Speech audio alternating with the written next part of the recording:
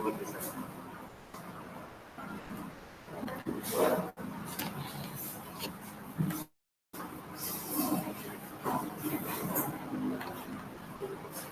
morning, everyone.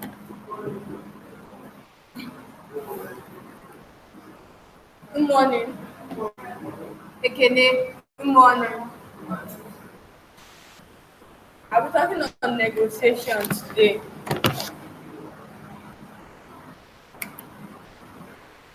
What is negotiation?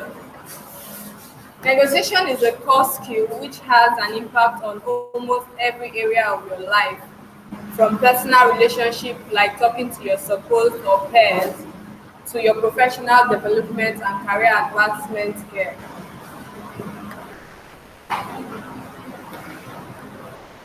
Negotiation as a skill.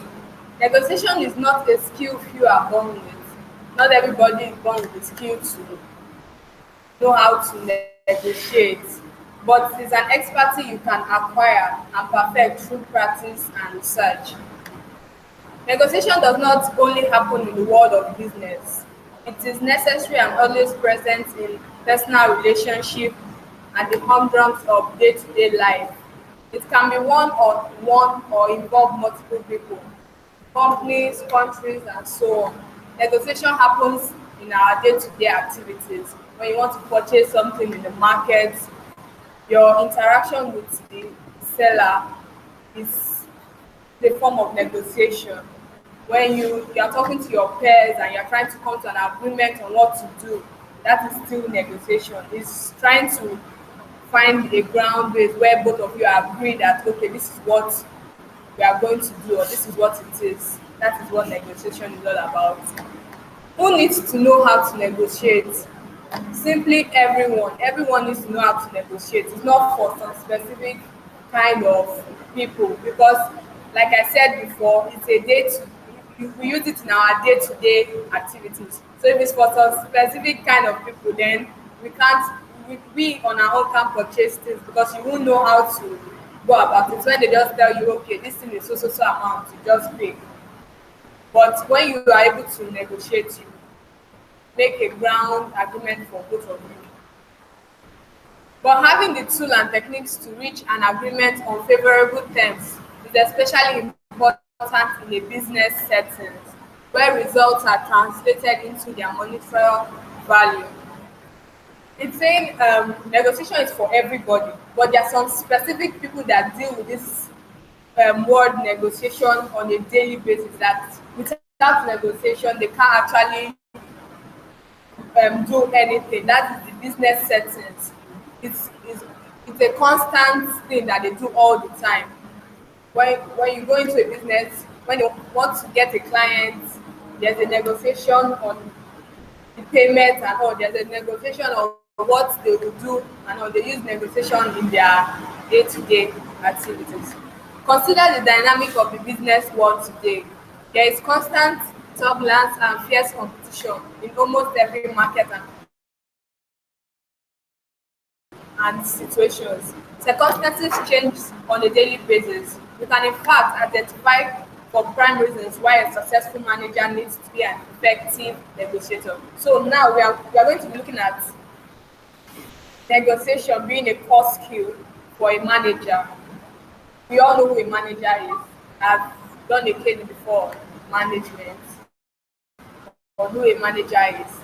It's somebody that handles the affairs of an organization. It's like the middleman between the owner of the company and the workers of the company. So he needs a manager.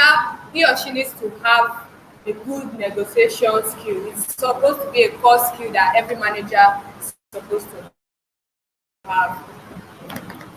The manager needs to navigate a landscape of competitors. They must be advocates for their product and make sure they stay informed about the alternatives on the market. Meaning they they check for things that are ongoing. Like now, for instance, the way we are ICT, a tech solution we do outsourcing. So HR being our manager here, checks for other companies too that can do this outsourcing. She checks what they are doing and other ways that we can use to improve ourselves better to scale in the market. This means managers must constantly create new possibilities. That means they have to search for things. What is this other party doing that we need to do to improve and things like that. They will negotiate higher up and lower down. That means they don't just put the price at a certain stage and say, okay, this is what we are going to to fit what they want at that particular time and find ways to fill them. Employees need constant feedback, and the terms of projects and agreements must be negotiated. It is the manager's duty to facilitate this. When, for example, we have a client, you don't know what the client wants. It's the manager's duty to find out this and negotiate the terms on which you can work from. Because the client might have something he wants you to do, which is um, way past your job description, but the manager should be able to negotiate in terms whereby you'll be able to do what the client wants, but still falling to your job description. I don't know if that example counts. Why are people bad negotiators? There are three problems everyone is susceptible to. You may call them the human cost. These are being egocentric, letting bias cloud your judgment, and satisfying. Egocentrism refers to the fact that people like to consider their own experiences as better than they are in fact are, and in themselves flattering ways. This is by default not possible. Egocentrism, most of us think we are very good negotiators, maybe because you have gone to the market before and you buy some and they tell you, okay, the price of this thing is 1,000 naira, and you were able to beat down the price and buy it at 200 naira. That does not mean you are a good negotiator. A good negotiator has some skills set. Even with that negotiation, you should be able to, okay, when you see that this deal is not going the way it's supposed to, you should be able to fall down on your your price and come to an agreement with the other person. Susceptibility is to bias is another reason why people fall short on negotiation table. Often when considering their performance during negotiation, people choose to pay more attention to instances where they did well and completely ignore areas they might need to improve. Just like I said before, we look at the fact that okay, at a certain time I was able to negotiate this. We don't look at the things that went around at that moment. Okay, this is what I did. How am I supposed to improve my negotiation skills so that if I'm to do it again, it will be favorable for both parties. Negotiations are a systematic process that demands an adequate level of preparation to be successful as a negotiator. You must be informed and able to anticipate your opponent's action rather than be uninformed and wait to react to what they do and allow them to be the one setting the pace. That means before you work with a client or decide to go on negotiate a deal with a client, you should know some key things about that client of yours. Anticipate his actions. What think, okay, if I should put this out on the table, this person might do this. What solution do I have when this person does this? So those are the things you are supposed to check list before you go into negotiate. Another thing about positive bias is it nudges the negotiator to underestimate the importance of background research on their counterpart, and lack of information about the player in a deal leads to relying on intuition during during the negotiation and improvising, which are dangerously ineffective methods for reaching a win-win. That means when you don't make research on your client, and you just based on intuition, you'll be guessing, okay, maybe this is what this person will do next. Even if the person is saying, okay, you're not fine with the deal you are setting, you'll be like, okay, maybe this person will change his mind. And maybe it's not a strong ground to base on your negotiations on, because things might just go the other way around. And how do you fall back on it? But if you have um, informations already, you have anticipated what the person might do, you have solutions to problems that might uprise later. Sanctifying is essentially the opposite of optimizing. If optimizing is adapting to the situation and trying to gain as much as possible, then sanctifying is settling for less than what you could otherwise have. Sanctifying is another reason why people are bad negotiators.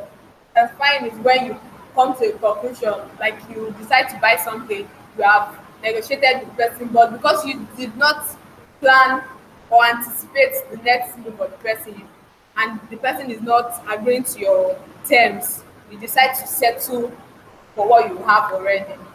And settling for what you have already is not a very good um, it's not a very good thing during negotiation.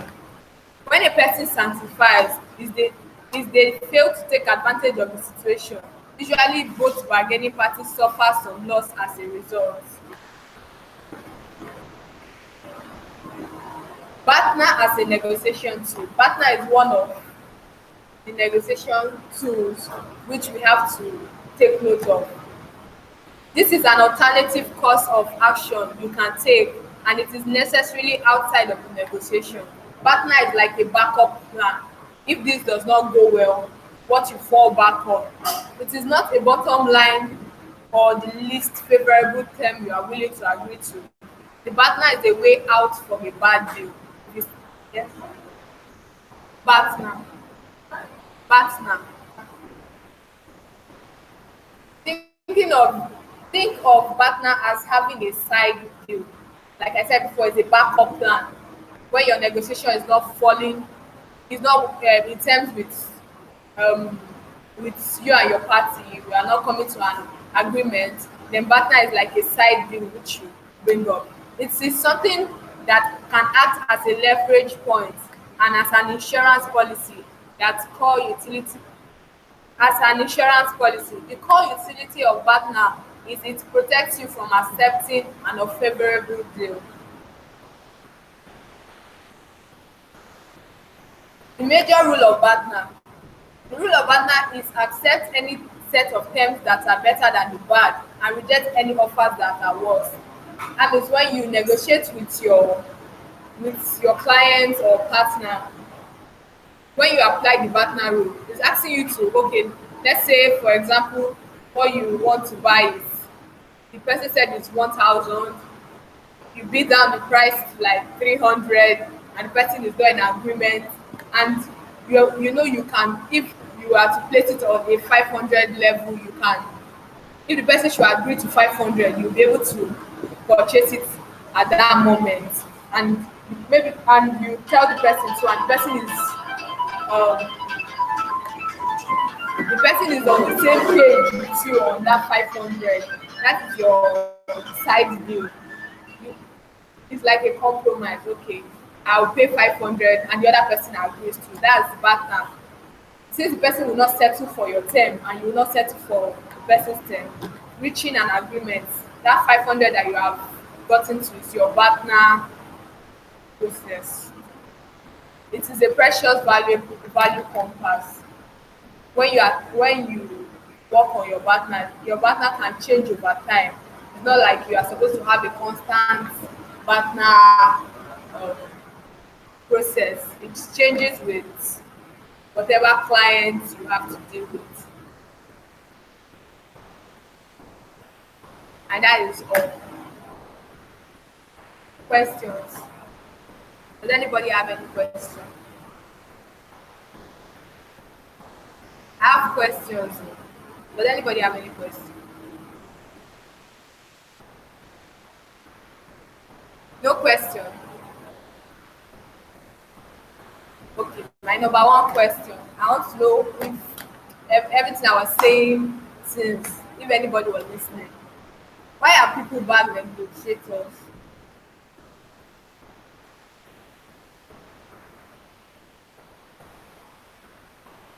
What do you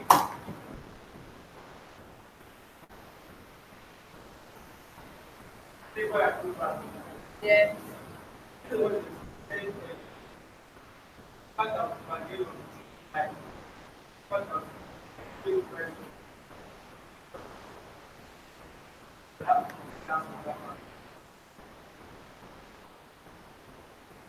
I stated three reasons why they are bad negotiators. I want to know which of them, that's what you are talking about for them, because I also explained them.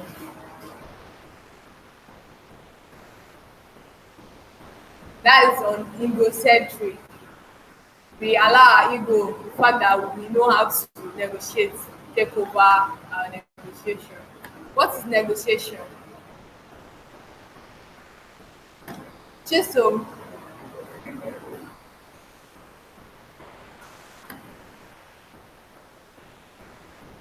what is negotiation?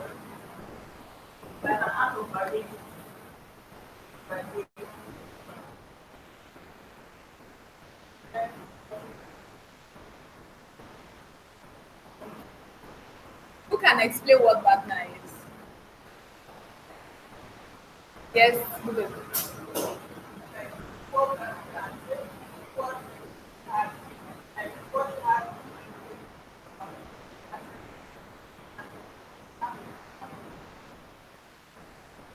Do you?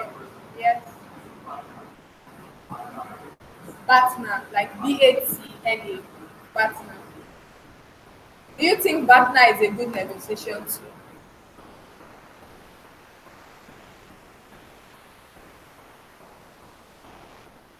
Do you think partner is a good negotiation tool? From what I've explained so far, Christopher. Yes. Yes. Yes. Do you think partner is a good negotiation tool?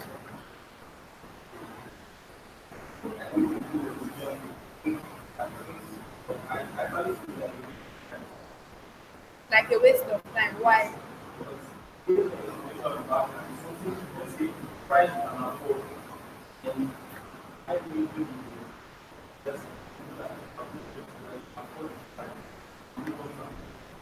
If there's a possibility that when you come down on your price, the opposite party can agree to it, would you rather just settle for what you can pay when you know that you can actually gain more? That's the whole essence of negotiation. To see, okay, how much more can I gain? I know that, okay, I'm going to gain this, but how much more can I gain? So partner is now when you cannot gain that how much more, now come back to place where you can gain, not just losing all. Yes, but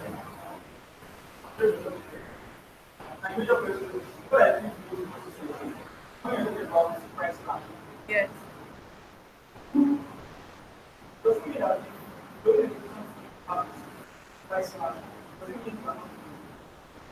I think yes.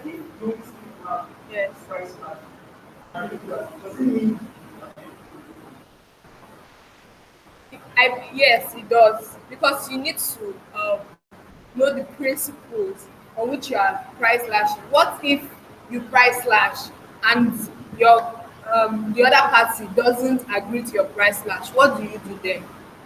You now pay the normal. I didn't hear you. Look for there are sometimes when you go to buy things, you would have gone to like five different places and you're still getting the same price. So will you keep going and keep looking for any more questions? No questions. Thank you very much.